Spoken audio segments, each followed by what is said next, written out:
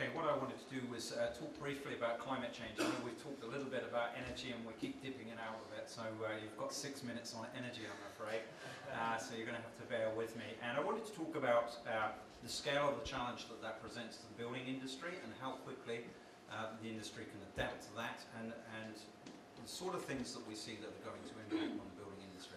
So a quick few facts and figures just to rebase us all. What's driving this population growth.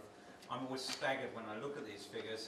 My grandmother was born around about 1900, and by the time I die, which is just 3 generations, we'll be up at 9.2 billion.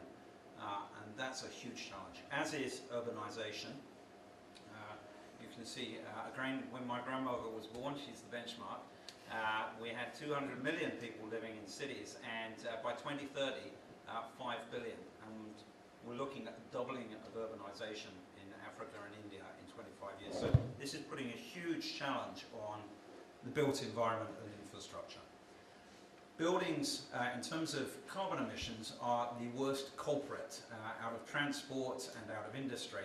Buildings account for around about 40% of emissions. This is North America. Europe is exactly the same. 40% of our emissions come from the built environment within Europe.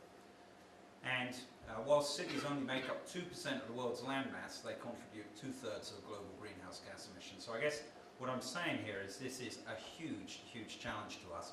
And building and construction sits right at the center of this, and I'm not so certain that everybody gets that message sometimes, along with the people that are decarbonising our energy supply.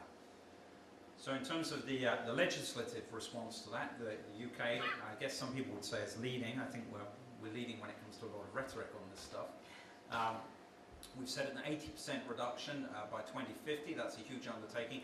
And now there's a lot of talk in Europe, just in the last 10 days, about near zero energy buildings by 2020. All buildings having to be near zero energy buildings. So that's going to drive a huge change in this sector.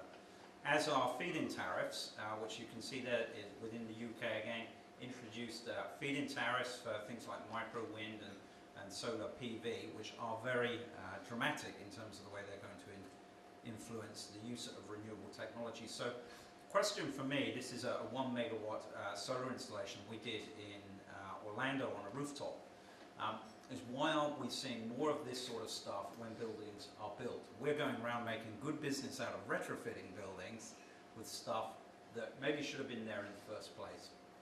This is another biomass plant that we did for a client, again, a retrofit in the university. And the challenge for me is how do we break out of this cycle where you guys are building the buildings and we're continuously coming in afterwards and retrofitting the building with these renewable technologies and biomass and things like that.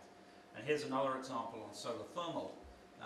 Not a new technology, very cost effective, but again, we're retrofitting this. So the challenge for me is how do we get the clients to move away from lowest first cost to a longer term solution in order to meet these legislative challenges and these emission challenges. The other big change that's coming down the road that I think is going to impact this industry as well is we have a conventional grid at the moment whereby we have a generator who transmit down the wires, and then we have an energy consumer. Pretty straightforward, we all understand that. With the building at the end of the line, nothing too complex there. We're rapidly moving towards a smart grid where every building will become a miniature power station and will be exporting power onto a smart grid and importing power at different times of the day. So that's fundamentally going to change the relationship of buildings with the utility provider and the relationship between the building user and the utility provider. And with increased use of renewables, there's going to be increased need for energy storage. This is an example of ice storage at a Marriott hotel. And again, how do we get these things into the buildings from day one construction when we have all of the cost constraints that are imposed at that stage? And then one of the last sort of big changes that we see coming is electric vehicles, plug-in vehicles. When you have a lot of renewables, it means that when the sun's not shining, you need power. When the wind's not blowing, you need power. And very much the direction of travel now is to store power in electric vehicles and then bring it back onto the grid outside of hours. It's called grid to vehicle, vehicle to grid. And it's a very real thing that's happening now, and buildings will have to cope with this and incorporate this in their design. So this is our view of the future of buildings. They are radically different from what they are today. There are a lot more moving parts in them than they have today, a lot more renewables and a lot more technology. And the question for me is, how do we scale up to that very quickly? And this is just a quick example of what happens when you put it all together. This is our headquarters. We've just done this as a case study with a lot of solar panels on the rooftops there, rainwater capture, geothermal wells, and solar thermal as well. And again, we had to retrofit that into our own building.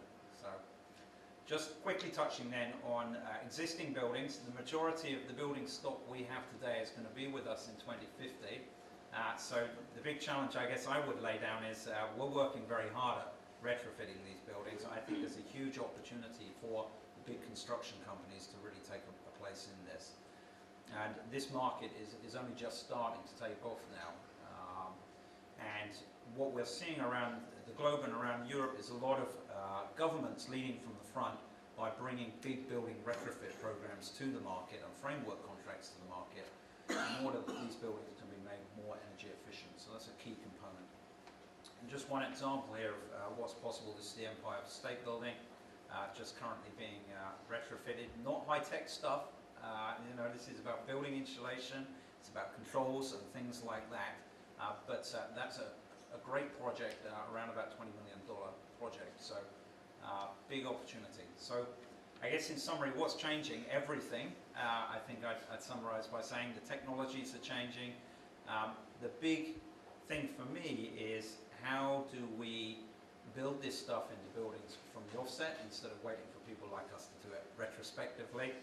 And how do we form all of the new relationships and supply chains that are necessary to make this happen at scale and not at a tokenistic level that we sometimes see?